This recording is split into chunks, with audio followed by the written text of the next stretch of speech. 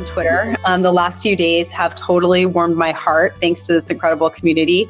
To see World Women as a trending topic on Twitter with over 12,000 tweets and my entire feed taking over by your wows, by Yam's iconic art, it really reminded me of the power of this community. WoW isn't just a project, it's a movement, and it's a movement because of you. We know that our strength is our community, the fact that we are building together with this mission. And I'm so grateful for everyone who showed up on Twitter, who's showing up for this space, who's showing up every day for WoW, whether it's by using us as a PFP, contributing to the community, jumping in the Discord with suggestions. It really means a lot to have the community behind us, especially in this really interesting time. I want to be completely frank in that we are operating in a really unprecedented environment. We've been in a bear market for almost a year. We see that traditional finance is also very challenged, punctuated by the Silicon Valley Bank collapse. We know that creator royalties are evaporating due to marketplace competition. And this has put us all under pressure, put holders, communities, our team under pressure. And we wanted to open a forum to have an open dialogue in this moment of challenge. I'm someone that has been working in tech and in leadership my entire career. And I've seen that it's easy to be the leader when times are good and money is rolling in and the market is up. Where it really matters, where you be a leader, is when times are challenged. And we want to have an open, honest, very frank discussion. We love hearing your feedback on Discord and Twitter, but we also want to have this forum where we can talk to each other, where we can share what worries us, where we can collaborate and make sure that as a community, we're coming together in this important time to rise together. So thank you for being here. Our goal today is to just be completely transparent about our vision, about what we're working on, truly build in public and show the progress we're making, as well as how we're responding to challenges. Open up and hear, as well as address your questions and concerns. Huge shout out. I know a ton have already been shared on Twitter and in Discord, and we'll be doing a moderated Q&A to talk through those as well. And then we are doing this on Google Meets. It's a new format for us. We thought it would be nice to just showcase the faces behind the PFPs and give that personal connection as we continue to grow together as a community. But we know that we should be taking it to Twitter Spaces, so we'll be doing that in the future, but wanted to just have this forum together so that you guys can see us before we take it into Twitter. So agenda for today, we will talk about progress highlights. We will talk through our vision and how it's going to add value to holders, and then answer questions. But just before we get into all that, I just want to be really, really clear that as a community, we win together. We are 100% committed to delivering value to the community. Your success is our success. And I know that our community buys WoW because we believe in the mission. I think many of us are here that. But we know that you stay because you get value from this community. And for each person, value can mean something different.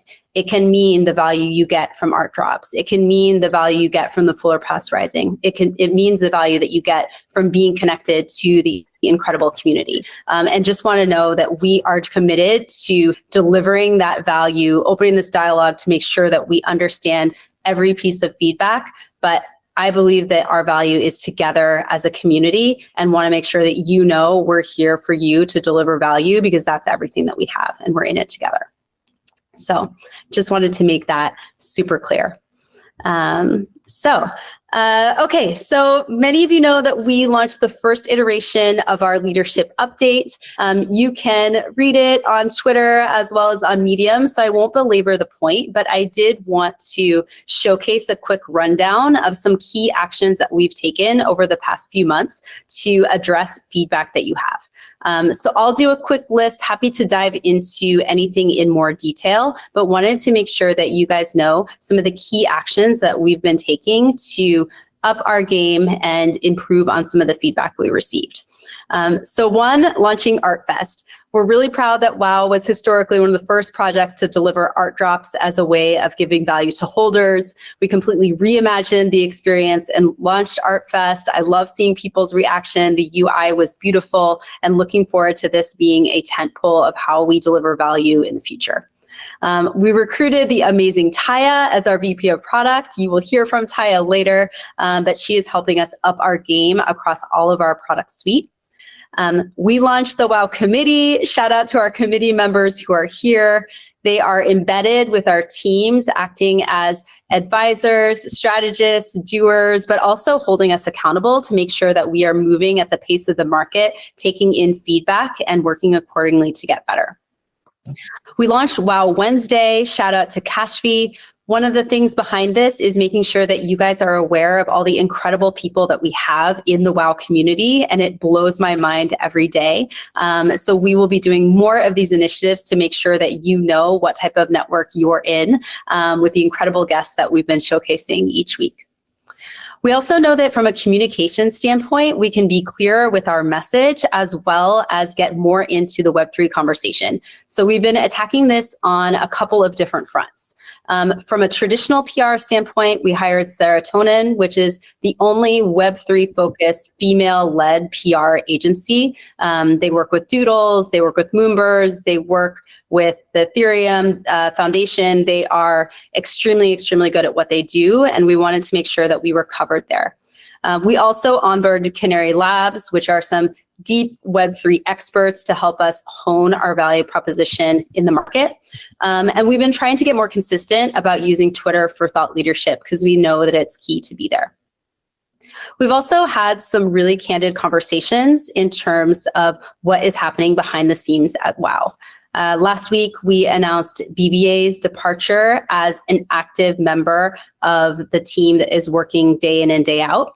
BBA is an amazing human, someone who is on our founding team, hugely respected in the industry, hugely respected by us, and will be stepping away from day-to-day operations, but someone who is always with us as a founder and owner in our hearts. And I think I just wanted to give a shout out to the community because looking at the comments on that announcement, it was so clear the care, the candor, the true face of our community in being supportive of BBA as he makes this step.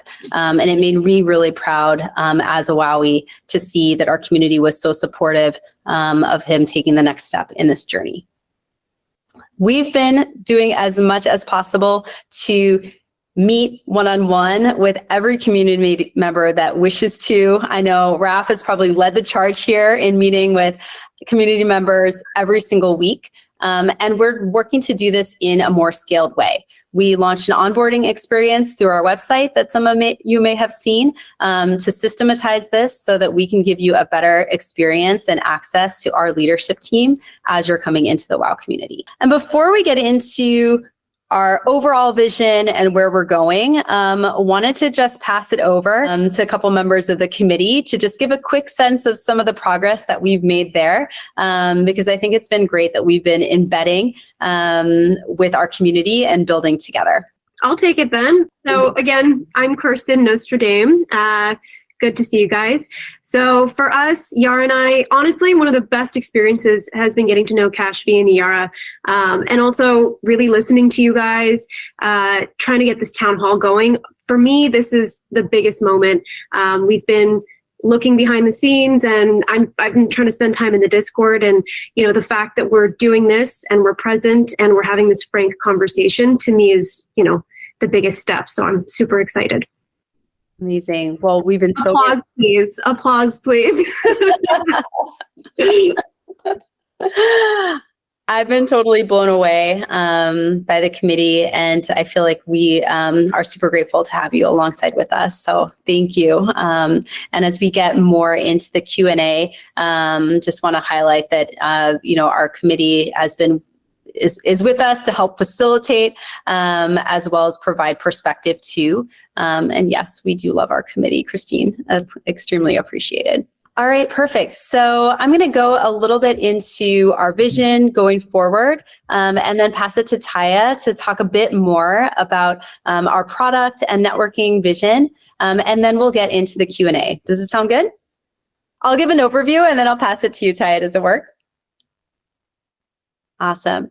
So in the newsletter, we talked a little bit about our pillars going forward. I think we all love the star map in terms of showcasing the view of possibility of WoW. And a lot of it showcases all of the different activations, some of which have already launched, some of which we're working on, and truly the consumer power of our brand and all of the ways that it can extend.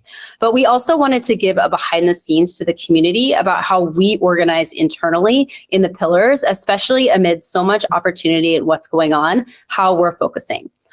So to be 100% clear, we are building an inclusive future through art, IP, our foundation, and our community ecosystem. And we find that each of the 4 things that we are focused on and working on deliver value to holders. So I'll talk a little bit about that. So first, art. Art is at the core of what we do. We know that owning a WoW is owning a piece of history, and we've been seeing that in real time. Yam is the world's top-selling female NFT artist. She is now part of the LACMA permanent collection, and everything that we do is to ensure that we honor the fact that this is a historically significant collection and ensuring that we are elevating WoW as a historically significant art piece that you all own. We also want to contribute to this legacy and deliver value via ArtFest. Each of our holders got access to new art pieces via ArtFest, and what you will see coming soon is Spring ArtFest, continued ArtFest to deliver diverse work by new and upcoming artists to you, as well as upcoming and notable collabs. Raph, go ahead. Yeah, hey everybody, I'm Raph. Nice to see you all. I mean, that's good. That's good. In the spirit of transparency as well, and I think this is the first thing I should address is why is Yam? Where's my wife right now? Why isn't she with us? Basically, she's actually right now at a medical appointment, so she's very sorry she couldn't make it. But she asked me to share with you some stuff about her, really mentioning to her being an artist actually, and she's always been the artist and the creative part of WoW, the creative soul of WoW. But she was never meant to be a Gary Vee influencer. She stated a lot in the past. It's not in her nature, even though she's tried to force it for a long time, for a year and a half. She strives for being creative, and she's more of a behind-the-scene person. And she never really felt comfortable as a public-facing motivational speaker, even though she did it very well, you know. But yeah, it's important to note that she's been battling a lot of health and mental issues since last year, which is why our engagement in socials has been minimal. So she kept it very quiet because she's not very comfortable with sharing, and she doesn't want the attention on her, even though she understands that. I mean, she realizes that she could help, but she wishes she could, but she cannot help as much as everybody's asking. So yeah, that's a quick note on Yam before. Sorry for interrupting Shannon on this. I thought it was the right time to share about that. Not at all. I think it's really critical. And I think that we all absolutely are in this community because we love Yam and we love her art. And I think that, as you say, you know, not everyone is Gary Vee, and we can only win by being ourselves, right? I think Yam is someone that I look up to, and she continues to do that by recruiting the most incredible people to build WoW into beyond her. Like, we have Taya on this call, we have Christine, we have Kashu, we have so many members of this team that are extensions of WoW that are speaking on our behalf. And I think that the best we can do to support Yam's vision is support her personally and being who she is as this incredible, iconic, historic artist, but also working to build the story and share. So I appreciate you being super candid, Raph, about Yam. And I know that we all as a community want to come together to both elevate her art and her mission, but also do what we can to build the story and community, you know, beyond just her into something that will last lifetimes and generations. So I'm super grateful to everyone in this community who I know has rallied around Yam and continues to do so, especially in this moment. So getting into our vision, yes, we love Yam. Thank you, Ree. So next, into IP. So IP is core of our pillar, and there's a lot here. So I want to cover how this adds value to holders. So one, there's the IP that you own. It's been recognized by Galaxy Digital as the most permissive of all NFT IP collections. It's awesome to see holders. I just saw it posted on Twitter, licensing to Hennessy, and everyone on this call has the opportunity to license their IP, and we feel really strong about that as a value proposition for WoW. But the other piece is just our work as WoW to partner with big brands that increase the notability of the entire collection. And this isn't just to create products that we sell to everyone. It's actually to increase the overall historic value and notoriety. So our focus is to partner with top brands in luxury, in beauty, in the CPG space, so that we can not only deliver top products that get us outside of the NFT space, but elevate the entire IP so that you as IP holders can leverage that as well. So our goal is to just increase the recognition beyond the NFT community, have the entire underlying value of the IP go up for everyone, increase the reach and mass adoption, and then continue to create opportunities for you as well to co-create. What's coming next on this? We have very exciting upcoming collaborations that are coming out. We've been teasing them online. I hope you would have seen. Maybe I will pass to Raf to kind of talk about what's coming next for IP. Yeah. I mean, maybe we'll talk about it a bit later. I'm not sure, but I think there's one big thing that has changed, since 2022 is brands really in this space. And when we talk about IP and about partnership, they usually come to you as World Women, they come to you as Bored Ape or as Artifact, and they're like, yeah, we want to experiment, in this space, and you're going to be doing something with us, and you're going to sell it to your community and show us that there's a market for what we want to do. And this used to work in 2022. Like in 2022, the person having an NFT was like, well, you can buy more stuff from this NFT, or in 2021, rather, actually. But the real challenge is actually to have a brand equity that's so strong that the brands will try to license your brand mark to sell to their own community, to sell through their own channel and grow our reach. And I know some of you might think House of Arlo is not the biggest brand out there, even though it's been created by Nicole Richie. It's been super successful in California and the US. But what they are doing is they are going to be selling World of Women licensed products to the whole world and on their platform. And actually, I searched before, and I haven't found any other NFT brand that has been licensed the same way and sold through other communities.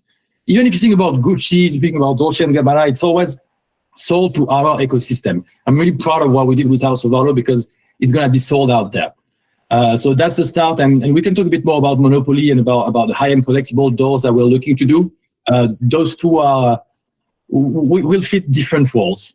But I'm excited for House of Arlo, and I want to share that it is really a challenge to change the brands of the minds of brands when they come to you. They are so gun shy, and we are the number one brand for brands to come in the NFT space, the number one Web3 brand for brands to come from outside and feel safe with. And even with us, they're like, yeah, but we have to experiment with your community first. What we're telling them is, no, our goal is reach and our goal is revenue. So reach means you're selling to your audience.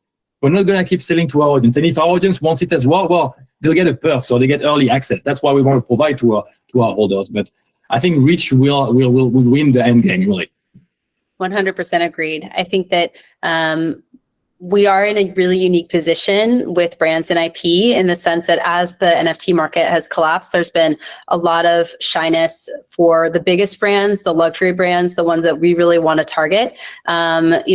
A lot of them say they only want to collaborate with someone who is brand safe, like World of Women. And so while it does take some work with them to make sure that we are using them to expand our reach, and sometimes it can take a little bit more time than we would anticipate, I can assure this group that all the conversations that we are having are with top luxury brands around expanding the World of Women reach and mass, not just to create products for our community, but to create products that will introduce World of Women to a generation and to people way outside the current NFT space. Right. So I'll talk through Foundation. We're so proud of the Foundation. This is one of the things that has helped elevate our brand globally in the work that we are doing to bring women and girls into Web3 in the metaverse. But I want to talk about how this benefits overall holders. A lot of the feedback we get is, hey, is our foundation just charity? What does this do and how does this still deliver value? But I want to really underscore that our brand and our impact in the world is elevated by the fact that we are a brand that does good. And I know that this community comes together in service of the mission of inclusion, whether you are someone that wants to see women in the Web3 space, or you're someone who wants to advocate for a better world for your daughters. Having our foundation of bringing more people into the Web3 space uplifts everyone, because the larger amount of people that we have included in Web3, the more people are going to have demand and interest in owning a WoW and being part of our community. So Cynthia is on the call. We're so proud of the work that she's been doing with the Let's Mint program, which is going to onboard 50,000 girls to Web3 and the metaverse this year. They've been working a ton to create this program, and we'll be working later this year to scale it beyond. But ultimately, what this group and this community can think of this as is, one, something that fuels our mission, but two, helps expand the overall marketplace and interest in WoW and interest in inclusion in Web3 in general. And then finally, I want to talk about our community ecosystem. We are building the most powerful network of women and allies in the world. WoW's community has always been exceedingly strong. We have everyone from A-list celebrities to notable artists, tech execs, engineers, entrepreneurs, creators, builders in our network. And I saw this on a personal level, just looking at the quality and amazing caliber of the applications for the WoW committee. I mean, I was blown away by the fact that we have so many incredible humans in our network that raise their hands to help us. And I know that beyond even those that raise their hand to be part of the committee, there's many more who are phenomenal humans that are super attached to WoW's mission.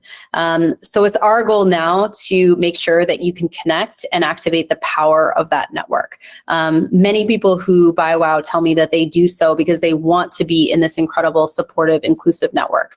And we've done things currently in terms of giving community-sponsored meetups, having events like the Madonna concert and a gala that allow people to connect IRL. But we know that that is not going to be enough. And we want to continue to give tools and opportunities for you to not only connect with the network, but make sure that you are getting recognized and rewarded, and have opportunities to both collaborate with other members of the network as well as the brands that come to WoW to help them be great and move forward. So I'm going to pass it to Taya, who's going to do a deeper dive into what we are building on the network so that you can feel as excited as I do every day. Hello again. So yeah, as Shannon said, it's a tool for collaboration, earning together with brands, professional growth, learning, basically community engagement, and also engagement with brands, which is part of it as well. So if you think about it, I would call it not even one product, it's an ecosystem of products. And all of them are 100% aligned with our mission, building an inclusive future. And especially two pillars, I would say, onboard women and allies to Web3. So we see it as a way of onboarding people and also giving our community the power to thrive. I think I will describe a bit more how exactly it comes together. But genuinely, as well as mentioned before, it's a safe space for existing community and also newcomers to engage with each other, grow, and find opportunities in Web3. So the thing is, like, when I joined in, it was already on the list, and the list of functionalities is really, really long. It starts with exclusive content, talks, educational content, mentorship, where our community can mentor each other and find mentors and mentees, bounties and gigs sponsored by the brands, as mentioned, seasonal quests, games, all sorts of engagement that you can think of. But the truth is, that it will take many months to build like each of those things if we build it properly and in the best way. And this is why you might know it. There's actually one person on this call who already seen it. This is why we're running like an extensive product discovery experiment. And it's really an experiment. I have not seen anyone doing the same thing before. And the reason, like, objective of this experiment is to identify the most desirable features and most impactful features that we focus on first.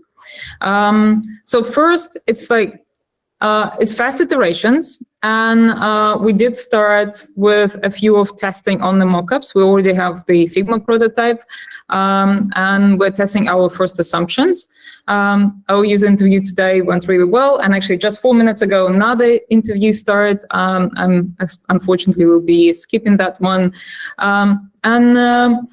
Those interviews are based on the Figma prototype. However, the user interviews, like it takes many interviews and takes a lot of time. So it's not really scalable. It gives a lot of valuable feedback, insights, data, it's qualitative feedback. However, to run this experiment on scale, we decided to take an really bold move and build a proof of concept. I call it a throwaway proof of concept, so that the idea of it, and I know I might share it, the idea of it that you log in with your wallet, your real wallet.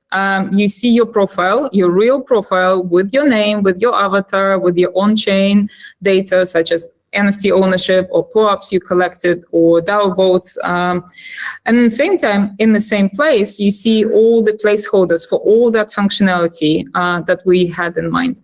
On the side of it, you can also see some of the, I can't share the screen. So on the side of it, you can also see the rankings, each functionality, each page, and it has a lot of that.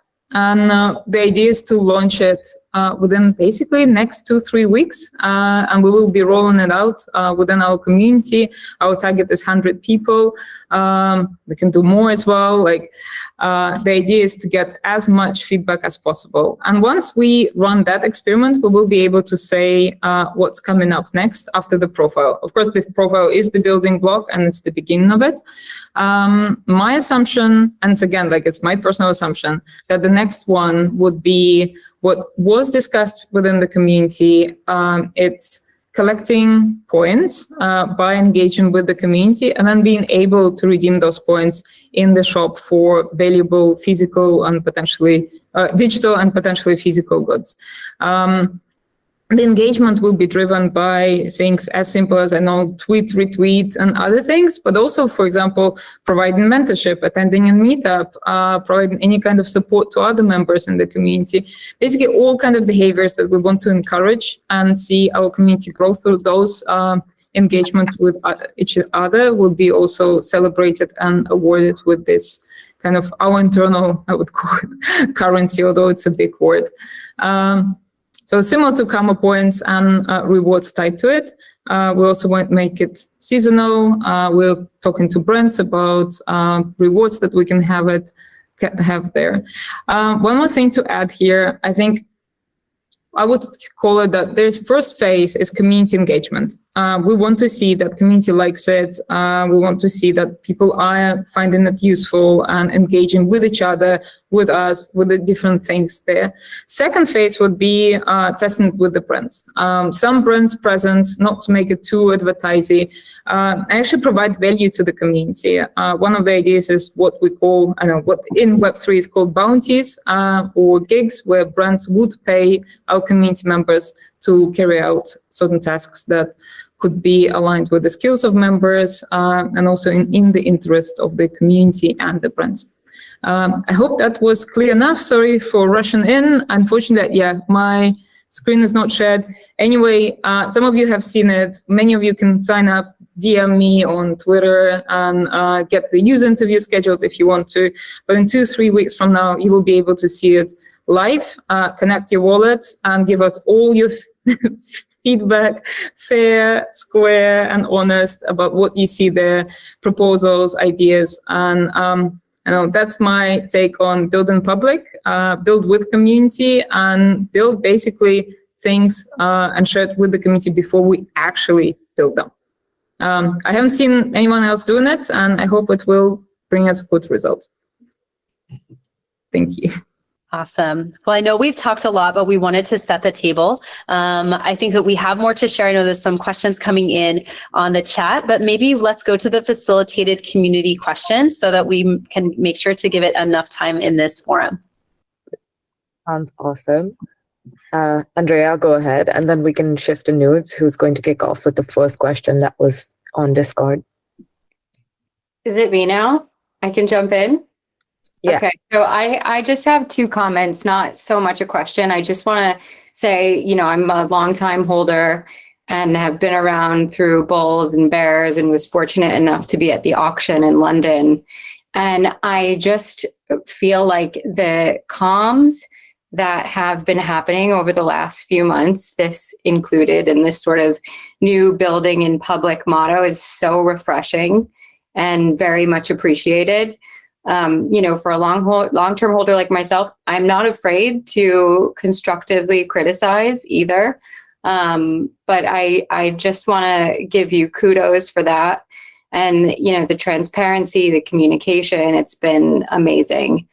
My second comment is that I'm thrilled that Christine is a part of the team. I've known her since the early BFF days. And as someone who very much believes that the future, a big part of the future of the brand is tied into the IP. And it's very important to me to have someone on the team that really gets how important those partnerships are and that can execute and take it to the next level is just awesome.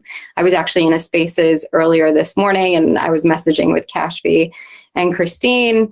And, the fact that she jumped up and so eloquently spoke to the value props that WoW has and has been providing, it's just, again, it's a really refreshing pivot from, maybe a year ago when it was much more behind closed doors and just sort of like wait and watch and we'll deliver. So thank you.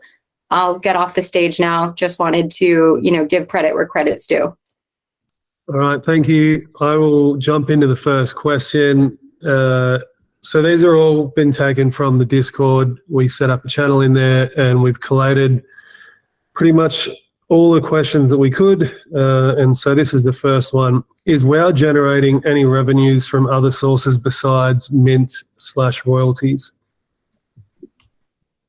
So yes, with the caveat that, of course, primary sales and creator royalties have been a huge part of our story. So I will be honest in the sense that WoWG has played a huge piece in our runway. And from a size standpoint, that has been our major revenue source.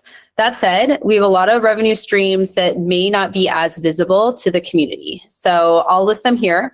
So one is licensing. So this is where companies pay WoW to license our IP. Jazzwares in our upcoming doll line is an example of that, where the company pays upfront to license and WoW gets cash in that way. We also have sponsorships. So this is where companies pay to sponsor either our digital or physical events. Really tangible example, Johnny Walker and Diageo paid not only in product, but also in sponsorship for our gala. We have consulting and education. So companies pay WoW for corporate education and our expertise. Recent example, KPMG, we did a talk at their company, showcasing what WoW is doing. They were completely inspired by this community. Those consulting and education opportunities are not always public, but they do give us revenue on the back end. We also have a role to play in the ecosystem. So companies will pay WoW to curate or steward artist collaborations. We've worked with over 300 artists in the WoW Fund and in other arenas. Oftentimes, companies will come to WoW to broker introductions to artists that may be a right fit for a collaboration. And we have some cool ones here in progress. We've taken in revenue from digital and physical goods. Tangible example is merch, both for WoW and for WoWG. And then we have a lot of focus on licensing. We see this as our really biggest footprint for upcoming revenue, because it not only brings in revenue from outside companies, but it just expands our footprint. I think that no one wants a situation where we are in a loop of WoW selling products to our existing holders. That doesn't bring any new revenue into our ecosystem.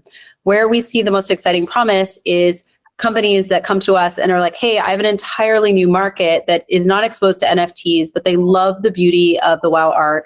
They love the mission that you stand for. And we want to license WoW art and company affiliation in order to create our products and make them better and bigger and more mission driven. And that's where we see as a really key promise. And it's why IP and licensing is something that we are really focused on. Go ahead, Raf. Yeah, and I will call this very quickly by saying this is a huge challenge. This is an enormous challenge for any Web3 company, you know. I mean, the Web3 cycle has been you release a collection, you deliver your value here, you release the second one, and then what happens, you don't know. The thing is, us, the co-founders that you have here for World Women, I mean, it's been 2 years now. We don't come from a media background, we don't come from a licensing background or from an entertainment background. And one thing that, or we're not from a digital agencies. One thing we have in our mind is always like, how do you build a product that's sustainable and that can scale, you know? And how do you have sustainable revenue? Because a lot of what we share that beyond licensing, like sponsorship, consulting, education, those kind of things, it's an agency business model. But agencies don't scale very well, actually, and don't get gigantic, and don't get the global reach. So our challenge is also, and I shared a Twitter thread today about it, it has always been to figure out what is our sustainable, scalable business model that makes sense for WoW. Because, I mean, you all know, you all realize that. If we manage to make a sustainable business model that lasts forever, the value of the assets will just grow over time. And this is on our head all the time. So despite our number one priority being right now, market share, relevance, visibility, trust, we have to find sustainable and diverse revenue streams that will survive the bullshit bull run and bear run cycles. We can't have a business model that's just relying on having a bull market. That makes no sense. So we're always striving for this. Again, my Twitter thread shared how we try to do it since late 2021, and now we are looking to something else, which was what Taya shared around the business model that's more linked to B2B actually, and more linked about leveraging all the talent we have in the community and acting as a marketplace, as a broker between brands that come to us and our community. The next question that we have is on behalf of Younger, 0x7, and Fatih. Will the team be providing financial transparency, specifically how much is in the WoW treasury? They think it's important to know this to have a good idea of how long WoW's runway is and whether and how much money raised from the WoW and WoWG Mint and royalties are earmarked to this project or were distributed to the founders. Yeah, I think that's for me, that makes a lot of sense. So first, I think it's important to address that we haven't raised $100+ million of VC money. That's really not what happened. We've been a very legitimate company since day one. We actually made a lot of extra effort to incorporate in a legit jurisdiction and not to go to Cayman, to Dubai, to BVI, to Singapore and pay zero taxes. Because of the mission that we have, we have to actually we have to be clean and ethical. So that means we have been paying corporate taxes. We have to account for potential regulatory changes that would be either local and global. And for the record, we're incorporated in the UK. So we have to account for that in the treasury. We've been also very much affected because we're very bullish on ETH, to be frank, and we've been very much affected by the drop. And I shared that actually as like 4 months ago. I was on Twitter thread and I literally shared that, yeah, we've had losses, like we've been hit like most of the market. At the time, we lost a bit as well on FTX. We've been transparent on that. Nothing that impacts our runway significantly, but we lost a bit there. Our split is 80-20, fiat stables and ETH. And actually, when I say fiat stable, now I'm telling you it's like 80 fiat and 20 crypto, because since USDC nightmare 2 or 3 weeks ago, we've been very much going more into fiat. As to the runway, we have 2 years plus runway with the current realistic / pessimistic forecast, which is basically bear market lasting for all of those. So we are looking at 2 years runway. I think Shannon shared it before. Much like all blue chip, we don't release the financials. We're not a public company. I've also shared in the past that yes, us co-founder, we took payments actually after our WoW. We had some liquidity there. We hold the majority of the reserve in fiat. And one of the downsides and the reason why we don't release financials publicly, it includes like we lose leverage in negotiations, and that conflicts with deal confidentiality, really. So my takeaway is here.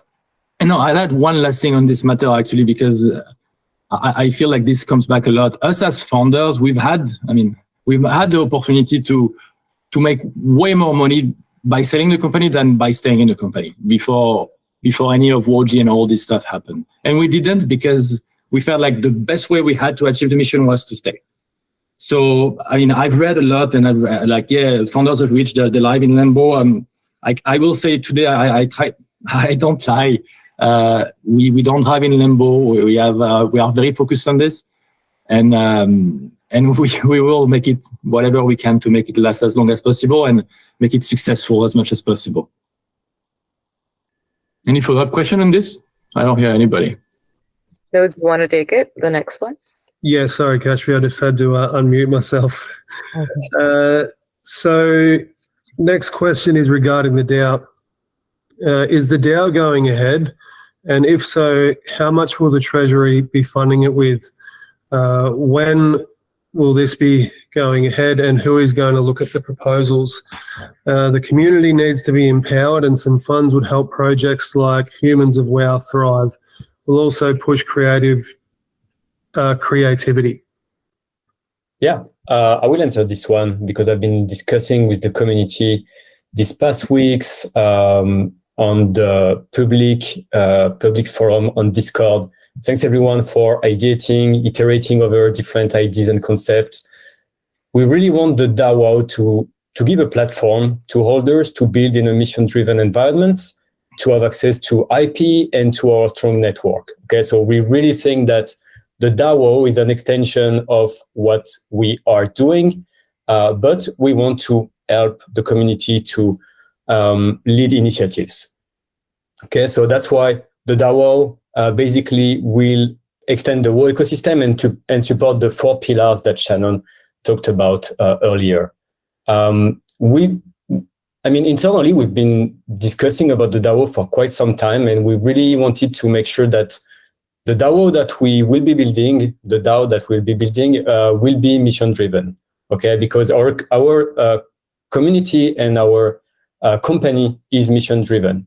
So where we are at now. So we've been discussing with the community, we've been discussing internally, and actually we started working with legal and accountants. You know that, as Raf just shared, we're a UK company. I don't think it's even possible to create a DAO in the UK. So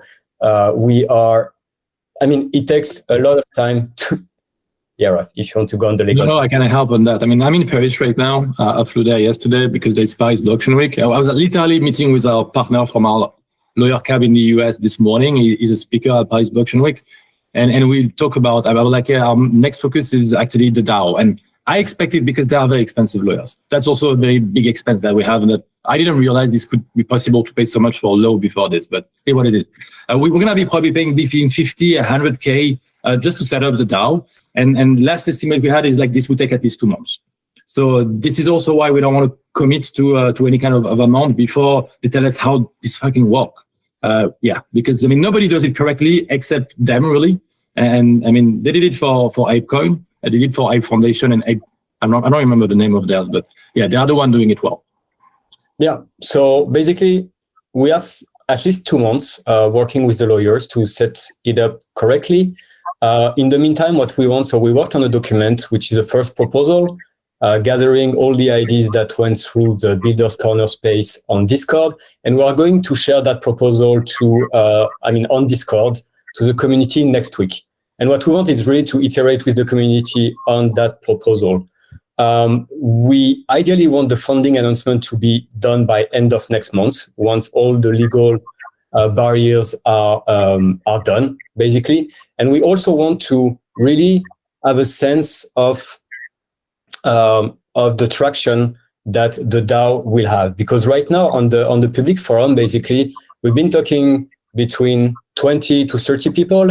And the last votes we had on the DAO, we had about 3% of participation. So it's really low, actually. And we really want to feel that it's something that the community wants. We are working on it, but we really want to iterate with the global community. So everyone here, make sure to evangelize the Builders Corner space on Discord and come discuss the DAO in the next weeks. For sure. Next question. How much of the team's resources, so time, staff, and money, is allocated to each of the 4 pillars that Shannon initially mentioned? Honestly, that's a very good question. I think we are still a small team. We're about 25 people today, and everyone is doing a lot of everything. Our 2 core focus are, of course, IP and network. Okay, we are looking to diversify our revenue stream, and that's where we put most of our efforts. Now we still have people working on Artfest, and we still have people working on the foundation. But really, our priority is developing revenue streams, doing Web3 activations related to our IP, and for the long term, develop the network. Yeah, right now the whole company is focused on Monopoly. Okay, you have it. Because we've designed Monopoly to be this kind of activation that's going to be exciting and that we hope we can use to actually reconnect with people that we lost along the way, and that we can use to talk to the whales of the space, the people that move the markets of the space, and be like, hey, look, we're not dead. We have ideas, we do cool stuff. This is one example of those. So that's why we're very focused on Monopoly and very enthusiastic about it. Maybe I'll talk about it a lot again after that. I'm not sure. We'll see where it leads us. Thanks.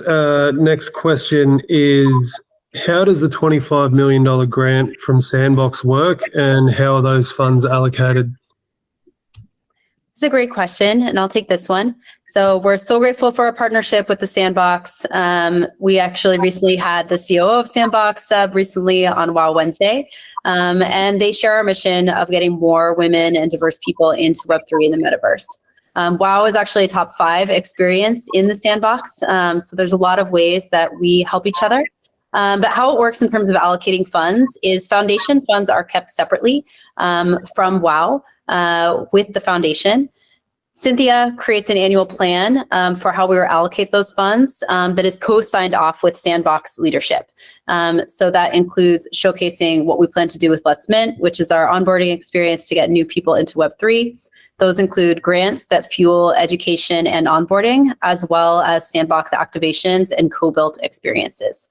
So the short answer is that the budget is separate from the WoW operating budget and sits with the foundation team. It's co-signed off by Sandbox, and we measure it in terms of impact on our shared goals of onboarding women into Web3, as well as the metaverse, and specifically making sure that we're helping females get into the Sandbox experience so that it helps everyone. Cynthia, feel free to add on, but thought I'd give a top line. Yeah, I think that's super helpful. And just overall, kind of to Thomas and Raf's point and the earlier question on, what is allocation in terms of time, resources.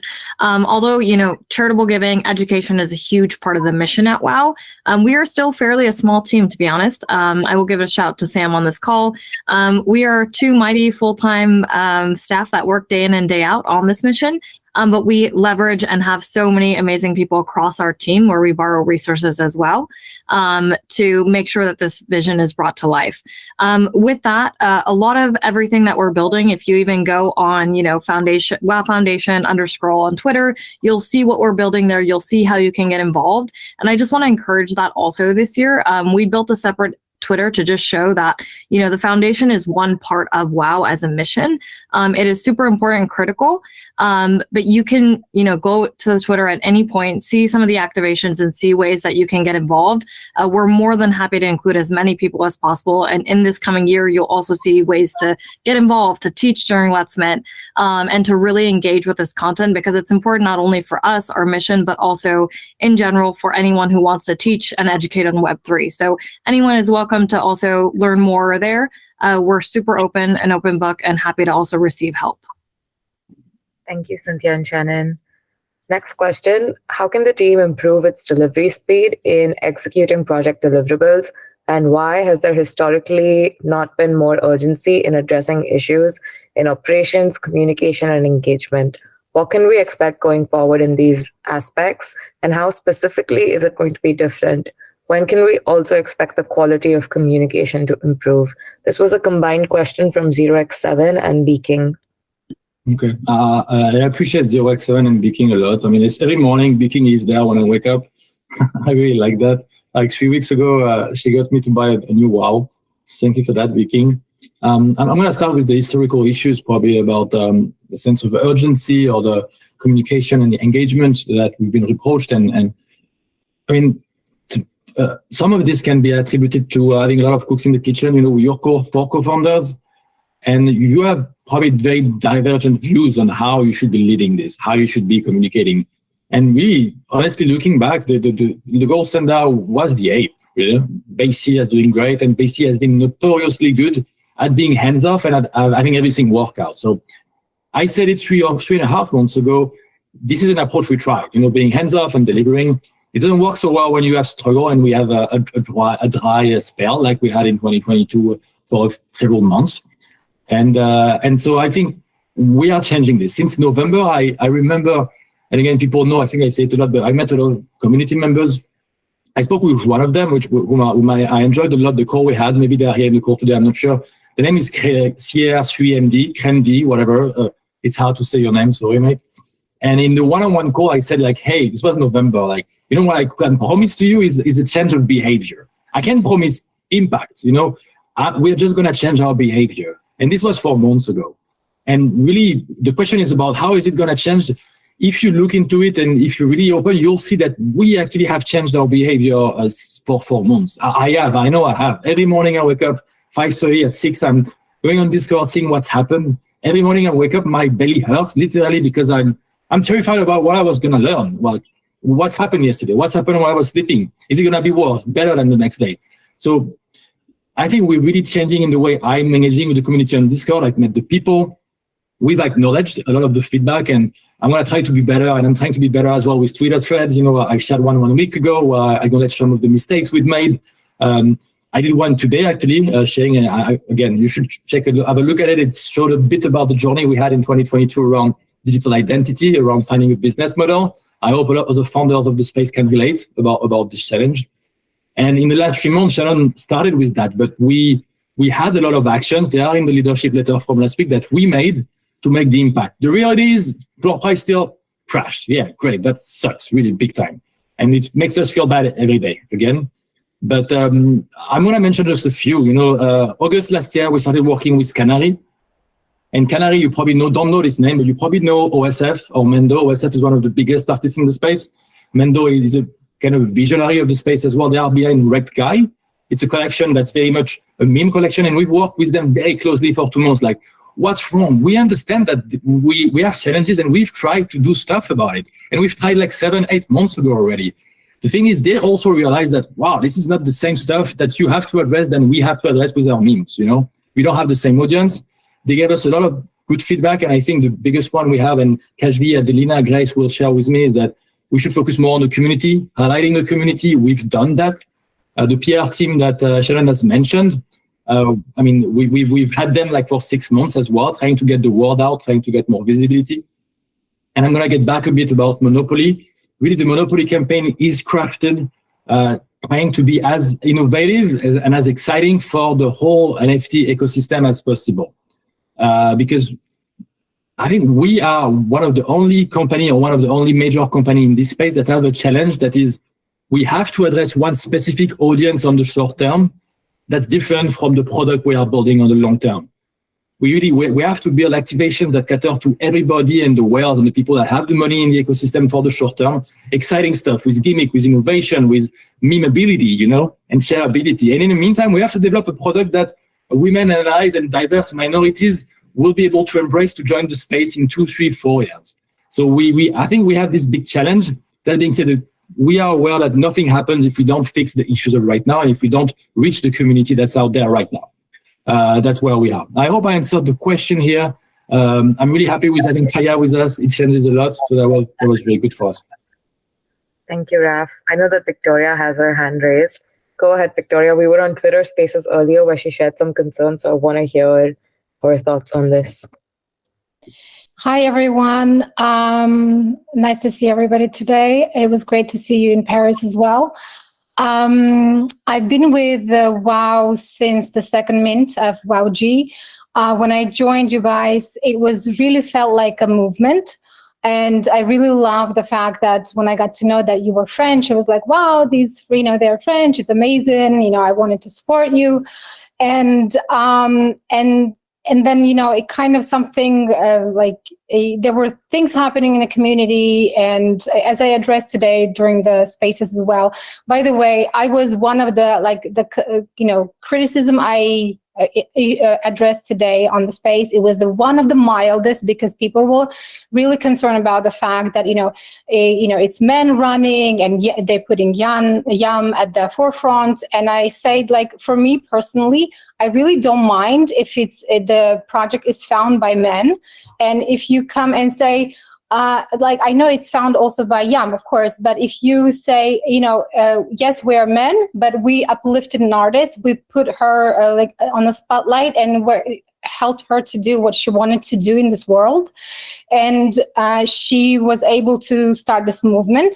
And I think that community at large would appreciate that transparency than, trying to find excuses and not being able to address because it's creating ambiguity. So I wanted to kind of speak about that. Yeah, thank you, Victoria. Yeah, and I had another thing also about staying culturally relevant, because that's another problem. It's not only your community that is facing this problem, it's a lot of communities. One of the biggest communities in the space, they're dead right now. And it just makes me something mal au cœur to see I wrote one day to Thomas, this was you would come home from work and you would enter this fantasy world where you would have other women also, sharing with each other the stories and that kind of thing that is no longer there. And it just it hurts a little bit oh, I wish there was this part of the lore, the characters, these queens having these problems and things like that. If you could maybe create that and then have, community activators coming in and maybe coming on Twitter Spaces to talk and seeing what others are doing, like Frank D. Gotts, Luca, and Wob, what's working for them, and maybe seeing with everybody else what you could do that could work for World of Women. I think that could be great. I'm going to start with what you just shared, Victoria. Merci beaucoup. Really, what you just said is literally why we worked with OSF and Mendo. They are the one that understand the space better than anybody. And yet the solution that we found with them hasn't been so successful so far. I know Kashvi is very fan of Lucas, what he's doing, and I think Lucas is not the majority, is the exception. So is Frank. They are brilliant. That being said, I'm not this person, Yam is not this person, and we can't reinvent ourselves and try to copy this. And we wish we were, because we know the meta is literally that, is literally this building in public trend and being so out there. That being said, we are trying, and I know Shannon has done a lot of effort in this direction. She's being a thought leader out there. I'm trying to be out there as well, but it's hard for me because I'm so inefficient at it that you feel like you spend 3 hours and a half actually crafting a tweet or a Twitter thread, and it's so not a good use of your time, but I try. And to get back to your first point that really affected me, to be frank, is since before we launched, actually since July 2021, both Yam and I were going on Twitter Spaces and we're saying, hey, we are a group of 3 men and 1 woman launching this company. And the whole narrative that it's men running this has never been created by us. We've always been extremely transparent about that. And I dare nobody can say that we hid this from anybody anytime. And I'm actually very proud of it because we could have hid it and actually we could have just said, yeah, this is a team of women. That being said, we also feel like we have to do something about it. This is why the team is 63% women today, women and non-binary. And people that are pointing the finger at us on this matter probably have a 90% men team themselves, And we've done all the work to actually be the number 1 in terms of diversity, in terms of representation in the team. So, this one doesn't help me because it's not true. What hurts me is when it's true and I feel I could be doing better. On this one, maybe we have to address something, and I'll be happy to do whatever I can to help fix this narrative. Merci, Victoria. Merci à toi aussi. I think that the transparent and saying where you go in your struggles, I think everybody's going through a lot of struggles in the space. So just being honest and transparent, I think the community appreciates that. And, and also trying to figure out who are the main actors in the community and trying to create the evangelists from those people could really activate the community, in my opinion. Thank you, Victoria. We really, really appreciate you. And I'm glad that you came in to the town hall after the spaces. Passing the mic to Nudes again for our next question. Oh, next question. Sorry, I'll put my camera back on. That was the last question I had, Kashfi, unless I don't have the full document. Oh, no worries. I'm going to go to the next one then. So what is the team doing that will bring back excitement to holders? Does the team need to try and think about / cater to the people that are currently in the NFT space, which is majority guys, in some of their short-term planning versus thinking long-term when there will hopefully be more women in the space? I guess there is a supply versus demand issue and why are floor prices down so bad. Most buyers in the space don't care about owning a WoW right now. Should they? If so, why should they? So this is a question that we have been asking ourselves constantly. And I see some really good comments by 0x on urgency. And so I want to speak to just the needle that we're threading right now in the market and the urgency we have around it. I think first, with any community, we have to address first trust. And so we have huge urgency around making sure that we are launching forums like this to bring open communication, that we are being out there more on Twitter as well as in Discord, really being open and honest, because we know that our community is our biggest strength and our urgency is around making sure that we have this trusted connection. So I hope that this is a good first step. There is more behind this, but that is top priority to make sure that we don't lose the community that we have and that we're fueling, uplifting, and hopefully initiatives like the committee have showcased that we want to do everything that we do to have this open, trusted communication with our community and team.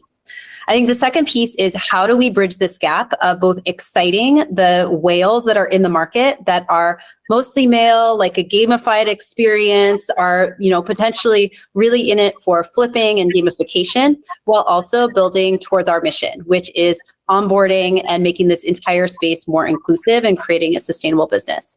And so for us, our next priority behind building trust is making sure that we nail our upcoming Monopoly activation, because it is one that we think has the opportunity to capture the imagination of the current NFT whales, bring everything that we know works with being in communities that are already huge in the space. And our team is hyper focused on making sure that that activation is successful, because we want to make sure that we are engaging the current whales and giving them something to be energized about. Yeah. And then we have to do, go ahead, Raf. No, please go. Please finish. I'll follow up. Sorry. No, and then I think we also concurrently need to make sure that we're delivering long-term value for holders and building alongside for our full community. So it's ArtFest, community activations, continuing to show that trust, and then building our network and community so that we can get long-term value in all the ways that Taya mentioned. So we are really hyper aware that we have to build trust, do short-term activations while showcasing the long term. And so our urgency is around those three things to make sure that we are feeding our community, feeding the market, and also feeding our long-term growth and value for holders. Go ahead, Raf. Yeah, and I feel like I'm going to be the old man in the room, probably repeating a lot of what I said, but we see the change in the market of 2022, and we understand it was no longer possible just drop physical goods out there. And that's actually one of the big reasons why Monopoly is not out today, why we haven't those high-end collectible dolls out there, because we had to completely rethink how we would do those things. When we signed those here, we're like, okay, that's cool. We have a great brand, it's going to be on a great collab. We're going to sell it. People are going to be happy. No, now we need to create those as outstanding experiences. So on the Monopoly to be a bit more specific, actually. So there's going to be a physical Monopoly board that's really beautiful, and we're going to reveal it when the time is right with the right approach. But not only there will be this physical Monopoly board that's very premium, but we also have built a digital experience around it. We don't expect to be running dice and playing Monopoly online. You can do this with any Ubisoft game already. More like something around collecting and a digital experience beside that we think will be very exciting. And more than the content, we also think the packaging around it, like how we share this activation, has been one of our flaws. And people have been pointing at us for the right reason on this. Like, we don't package things well, we don't market things so well. So we think this one is going to be very polished. I love what we did with ArtFest. We want to use ArtFest and the quality of the experience and use it for something like Monopoly. As for Jazzwares, it will come in the following quarters after Monopoly. And this one is really challenging. We are actually working on a mix of on-chain generative art that will be linked to the physical doll. We're looking to actually do a concept that has never been done before, so that it would actually attract attention and get people to tweet about it and turn their head like, oh, wow, nobody done that before, you know? What if you could have generative art that reflects on the physical doll, and then when you have the physical doll, you can actually impact the generative art? So that's what we are excited about. It's a big challenge, this one. We're looking to make it right, but really our goal is to have quarterly activation between ArtFest that are exciting and that can get people something to hold on to share and to talk about, while they say, hey, this is the vision for WoW, but look, right now this is happening, have a look and have fun. Thank you, Raf. Before we go to the next question and we open it up for Q&A, I wanted to say that I have made an impromptu feedback form because I want to collect everyone's Twitter and POAP and just get a general consensus. I'm dropping it in the chat right now. Feel free to fill it out whenever you can. I'll post it on Discord as well. Anyway, on to the next question. Will the World of Women team consider bringing on an advisory board? This is not meant to be a slight on the team, but very few startups are able to take it to the next level without ready access to experienced veterans or experts across relevant industries. For example, Nicole, former CEO of Yuga, would be a great potential candidate. We saw the tremendous reaction when Guy Osieri was brought on board last year, and I think this could be a good step. Yeah. I mean, should I take this? Yeah. No, or maybe you do, actually. No, I'm going to do it. Go ahead. Yeah, I'm going ahead. Yeah. This is, I talk about this with Younger several times. You know, we met with Younger in person 1 year ago. Everything was okay. We've talked about it. I met him extensively with our lawyer 3 or 4 months ago, and he shared a great explanation as to how shareholders and incentives in the company make a lot of sense. We actually have a lot of advisors, but we don't have actually formally more than Guy and a few others in our board today. So Guy is one of them.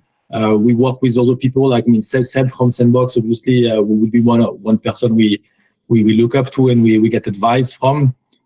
We have a few. That being said, from our experience and all the people we met, never anyone has come up with magical solution to whatever we're doing, not even Guy. And so yeah, I like the idea of the advisory board. Just like I saw questions about structure and about, yeah, I think we could do better on the advisory board thing and the formalization of things. To be frank, the legal part of things and the whole corporate part of things has been really a challenge. And for me, it's taken a lot of my energy as well. It's not easy, indeed, yeah, with such a changing environment. I don't think I answered this very well. I apologize.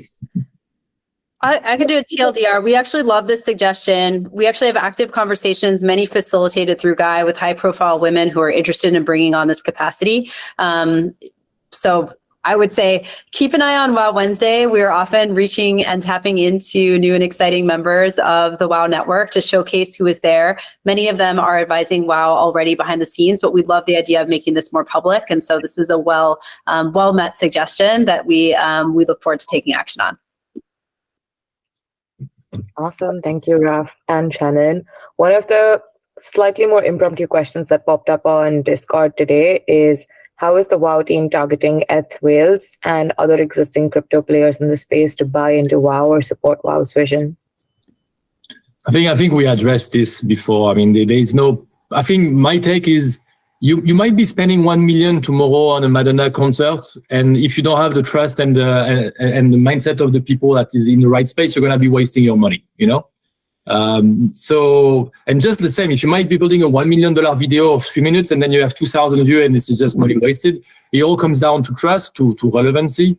And I think once we show with the actions, and we've done that for 4 months, we've laid out this trail now, that we are actually doing the right thing, we're doing the right move, we change the behavior, the impact will come at some point. Then we can start targeting and talking to those people directly. And I mean, we are talking to someone in this call to be more involved in the aspect of engaging with cross communities. That would also go through me being more in different, Twitter spaces, being there and chatting. We Shannon doing so as well, people from our team, and showing that we exist, we're here while there is something strong happening. I think Monopoly is a good time for that because we think it's strong. But without a strong activation, you can't just say, hey, look, we're good, you'll see it's going to be amazing. So I think this is a good time to try and make it happen, yeah. And a lot of this comes with white glove, I think. White glove, white glove, white glove. Thank you, Raf. Thank you, all the founders, Shannon, Daya, Christine, everyone from the WoW team who's here for your responses and for being super thoughtful and for being open to this. Beyond grateful. And now I want to open it up to the rest of the community. Notes, go ahead. Thanks, Kashfi. This was just a question I saw in the chat before. I think it came from the Discord. It might have been from P-Bar. I just wanted to, ask the question for him. Would you be opposed to VC funding? No, not necessarily. I think, we're probably in the top 8 collections out there. We're only the only one that haven't raised or haven't been sold. So I don't think so. And I think the main reason beyond the money for me would be being part of a big structure that can actually help us not waste time actually and energy on the corporate scenes, and also having advisor. I think it's more for the strategic partnership part of it than for the money even. That would be for me. Yeah, I think that makes sense because that's one thing I think a lot of people in the NFT space, they hear about VC funding and it's got an immediate, I guess, connotation that the holders are left behind as soon as VC funding comes in. So I guess it's a fine balance whether you take them on or not. So if you look at BAYC, I think the holders are doing fine. That's an example. But again, BAYC don't take me for that. BAYC should never be taken as an example. They are the exception. Yeah, agreed. You're right. My bad. We have another question in the chat from Anne about capacitors and the future seasons. Where are we at with that activation? Sorry, I missed this. Tell me again, Kashfi. Sorry, I missed this. It's basically about when capacitor season 2. Oh, yeah. I tweeted about it today, actually. Just go like my tweet. Let me show my tweet. Chill it. No, I don't have a when. But I have a why. Why the challenges. And I know Taya, the whole team, we've been back and forth on what is it going to be? How does it work? Have a look at my tweet, then comment on it. I'll answer on my tweet. I've got another question that I saw in the chat a little bit earlier. Will WoW help holders facilitate sourcing IP opportunity?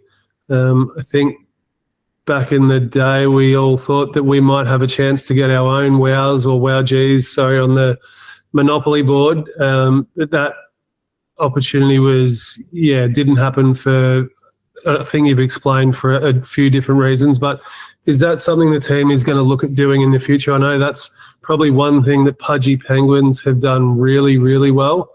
They haven't just sourced IP opportunities for their own penguins. They've done it for their community members as well.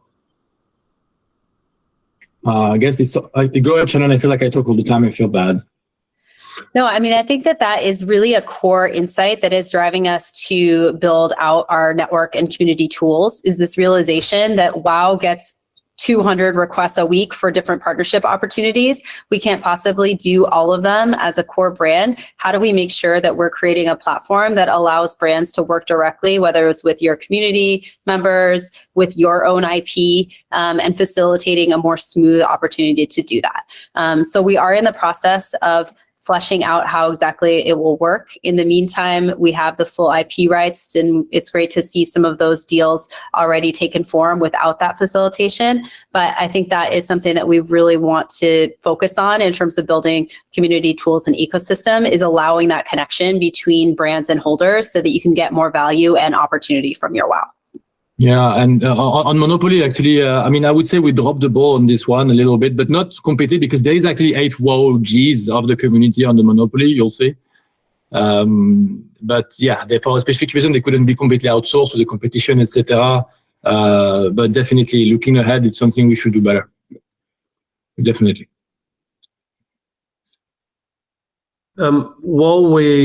I'm just going to jump in again. Sorry, just while we're on that, this is a question from Chrono. And it sort of ties into the IP of holders as well. Hello, Sunshine. Is there stuff actively happening there? Has it been put on the back burner? Because I know when that announcement first came out, there was, I can't remember who it was from, but it was someone from their team mentioned specifically that they would be working with the community to give opportunities to holders to have their IP used in whatever it is they were producing, creating. So yeah, that question was from Chrono. Yeah, it's a fair question. It's not an easy one to answer. I think it's been slow for us as well, working with Hello Sunshine. And I mean, if I'm completely honest, I guess the change of wind of the market is not helping our relationship with being fast. We're also actively looking for potential opportunities and alternatives should this not go further. So yeah, it's been difficult, this one, and I'm very aware that it's actually something on the backlog that I was very much looking forward to, and that takes too long to materialize. Kirsten, go ahead. So just to piggyback off that, I saw there was another question from Discord asking, is there actually anything in the works with Hello Sunshine, or if they just signed an IP agreement with no specific product in the pipeline? We haven't signed an IP agreement with no specific product. No, the agreement is linked to actually unscripted and scripted series. Okay. So yeah, there is something in the work, but it is very much painful. Cool. Eiko, you got your hand raised? Hey guys, can you hear me? Hey, yeah, mate. What's up? Hey, awesome. How's everyone? Hope everyone is okay. Raf, how's Lisbon, brother? I don't know. I'm serious, focused. I was serious. Awesome. Let me ask 2 questions.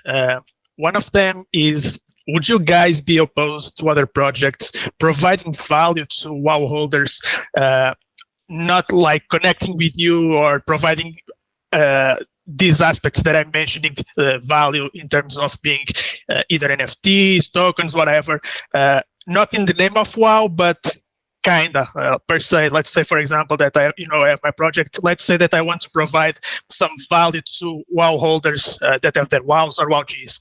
Would you guys be opposed to any of that? I don't think so. No, not at all. I mean, we've always been very open about it. When people reach out to us and we say we can partner in any official fashion, we say like, hey, everybody owns their IP. You're free to just go to the community and provide the perk. And I'm sure KHV or someone else can share the list of stuff that's happened in this regard. I'm sure a lot of initiatives have happened there. That's awesome. That's what I thought as well, because as you said, the IPs are part of what WoW Holder has, so I didn't think there would be any issue, but I wanted to ask because I didn't want to jump into anything and have problems later. The other question, it's more for Shannon, because last night she was in the Discord and I kinda was a little mean with what she said in the Discord. I don't remember exactly what it was, but it was something along the lines that we are working on it as soon as possible, or something like that along those lines. And I asked, define soon. So can we expect anything that you guys, of course, can tell that's coming out like next week or so? So House of Harlow and Monopoly are soon, but I would say it's in the next months versus tomorrow. So I'll set expectations there. We know that the market moves really quickly, but specifically with Monopoly, there are some factors that we haven't revealed yet that put the timeline not 100% in our control. But we are doing everything we can to move fast. Okay, awesome. I see that Houston has put in the chat that Shannon said was near future. And this is something that it's not just me, let's say, complaining about.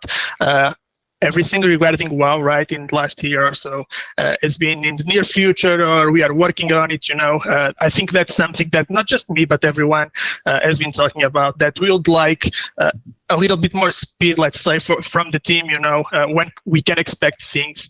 I think that is what I think the community has more concerns right now. That's fair. We hear you. There's That's my questions. Thank you guys a lot. Thank you for being there from the get-go, Eiko. For sure. Yeah. Have a nice day, guys. You too. Appreciate you, Eiko. There's questions from Girlfriend Says GAK Serene in the chat.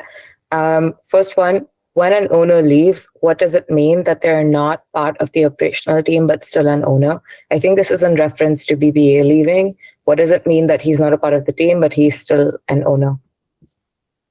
This is actually, we are learning on the go on this, but we are actually a company, we are a limited liability company registered with shares, etc., owners. And when you leave, basically, if you are vesting your shares, you stop vesting your shares, and then you don't get a salary, basically, because you get a salary for being an employee of the company. It is what it is. It's just like in any other companies, nothing different. We are not an empty shell in the Caymans. We are a real company that's willing to pay taxes on shore. Okay, thank you. The next question, what are your thoughts on getting the whales back? Do you know who they are? And when Monopoly comes out, are you able to reach out to them directly to know it? What do you think will attract these whales to stay as holders and even interact? Okay, Kashvi, you have a good list right now of community members, potential whales. I think we need a special task force for this. Yeah, Newts is going to be helping us a lot in just targeting some of these whales. And we have our lists, the top 100 WoW holders, the top 100 WoW Galaxy holders, who they are, how many WoWs they have, their Twitter linked beside it. And we'll do a little bit of DM marketing, I'm sure. All of it. Yeah, and the third one, WoW's mission in Web3. Can we make this louder in terms of actions aligned to mission rather than just a brand? Any plans on this with respect to the communication strategy? I'm not sure I fully understand this question. Is it about being louder on the foundation side, or about what we're doing ties to the mission? I'm not sure I understand the question, but I do think that, we're doing a lot to be louder in the industry, and we're trying to have a fine balance, right? I think that it can be confused that because we are the largest mission-driven NFT company, that it means that we're only there for charity, when it's the opposite. We are a community that is there for value, to provide value to our community, but we're all aligned against this mission that value should be inclusive and diverse. And so I think we can do a better job of telling that story, because I think it's one that resonates in terms of we come together because we believe in the same thing, but we also need to make sure that we're delivering value and that those in the community feel rewarded and they're getting value out of it. So that's certainly something that we're trying to be better about, because I definitely sense that there's a lot of confusion in the market that we are a charity project, and it's not. We are a value-aligned community that believes in inclusion and wants to make sure that everybody wins in this environment. That's super well put, Shannon. Thank you. Yara, go ahead. Yeah, just going off the Discord and some questions in there. Piba had 2 questions. I don't know if you guys have answered them yet. One was, what have we heard so far about how WoW is going to make money via licensing? Also, if art is a big focus for the company, how does the team plan on making the value have any value? Since currently, while it's great looking, it doesn't translate to any monetary value to the holders, which doesn't assist in people being able to triangulate exactly how WoW is generating wealth for the holders. And then also, would you be opposed to VC funding? And there's more questions coming in, so we'll just keep rolling them out. Perfect. I think we addressed the money coming in from licensing and the VC funding one, but I did want to touch on the art piece and how that's adding value because I think it's a really fair point. Ultimately, we have to think on multiple different timescales, and we're trying to address all of them. So in terms of art, of course, there's a long-term play in terms of the historical significance of WoW, and that making sure that your WoW is a long-term investment. Having YAM in the LACMA permanent collection and continuing to make sure that we make choices that ensure the historical significance is really a long-term play in the value of your WoW, and that's a long time scale. However, we also want to address the near term, right, which is art and relevance and continuing to make sure that you are getting value from new art. And that's about ArtFest. That's making sure that quarterly you have an opportunity to get access to new and emerging and exciting artists that are aligned with our vision, but also give art that is available to you as a holder on a quarterly basis. And that is more near term in the sense of transferring value from those artists directly into the wallets of our holders. So wanted to be clear that we see value as something that is both long-term and short-term from the art, and making sure that that's something that we see as delivering value to you as a holder. His hands raised from Kirsten. Go ahead, Kirsten. Hey guys, I'm just circling back on something I was asked via Discord. I think we touched on this just via some mentions of health, etc., but I wanted to make sure every member's question was asked. Why doesn't YAM spend time in the community with us anymore? I think this specifically mentions kind of Discord. Yeah. We have a recording, so it gets back to what I said before. You know, we live together. We've lived together 6 years. And you can imagine the challenges of being all the time working on the same thing. As I said before, there was this question like, aren't you worried that stuff goes bad, that the floor price going down, etc. And as I said, every day, even when the floor is at 10 ETH or something, I'm like, we are stressed about why is it so high? Because we don't understand everything. We don't understand the ups and downs all the time. And for her, I think she's even more sensitive than me, and she feels it way more than me. And that plus having all this responsibility that she could be like with more from her, she could make so much impact. It's just very hard for her. And even going on Discord, she feels like she can't be as much as people expect from her, you know. And that's just a weird feeling to be had, especially again when she's compared to potentially the gods, a Gary or a Lucas out there, or a Betty who's doing it very, very well. And that's why, really. And there's not much more than that. You know, sometimes the simplest thing can become very, very hard. And I think that's where she is right now. Would you say it's more discouraging for her? No, I don't think it's more discouraging. I think it's more of a mental state. I don't want to share too much about that because I don't want this to be a PT session for YAM or anything really. That's not the point. We are here to work, we are to deliver and to support all the people that believe in us. But so sometimes it just becomes more than rational. And I think this is where she is right now. Copy that. Yara, you go first and then Nudes. I'm worrying about everybody's time here. I want to be mindful as well. I'm not the moderator. It's been 1 hour and 36 minutes.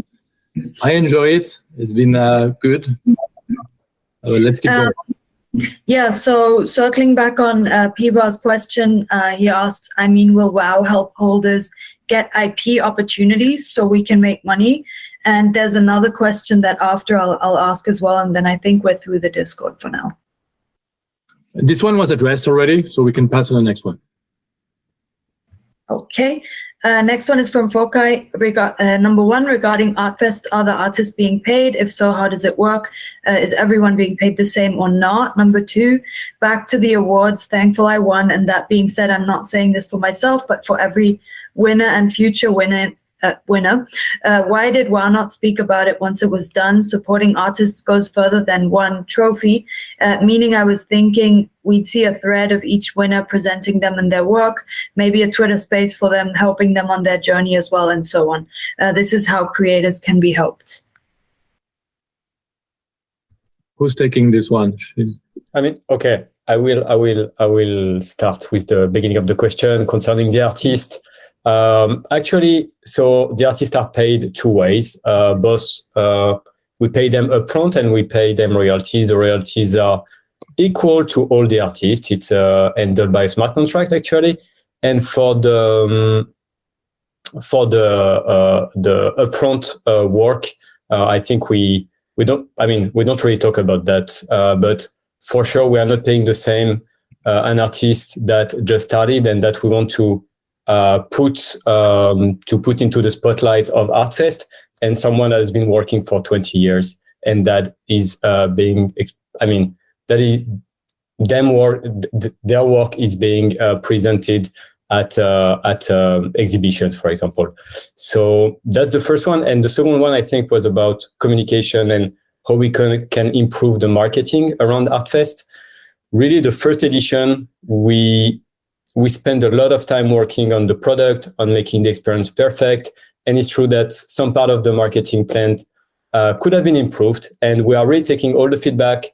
Yari has been doing 2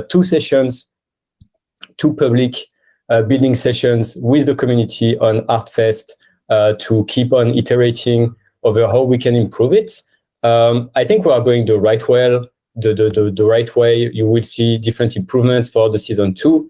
And we just want to really iterate on it. So we take all your ideas. And once again, go on Discord. There is the Builders Corners channel where the team interacts on a daily basis on how do we improve the product. So really make sure to spend time over there and we answer all the questions. And I think buried in there was also a question about providing more visibility to the artists as well as the WoW Award winners. I know we've done Twitter Spaces in the run-up to the WoW Awards, highlighting those nominated, but not everyone was able to join. We're always looking for opportunities to have artists and community members join the spaces. So I think that we can definitely open that as well. I was just pinging Adelina that I think we can probably do more to open up our time as WoW to artists to be able to showcase their work, as well as WoW award members, as well as committee members. So I think it's a great suggestion and one that we can action on immediately.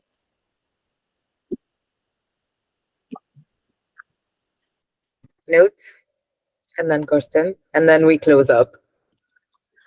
Sorry, I lost my train of thought there. My question... No, I think it was already answered. But while you're talking about the WoW Awards, Bunny wanted to know when the trophies were sending out to the people that weren't at the gala. Bunny wanted to know.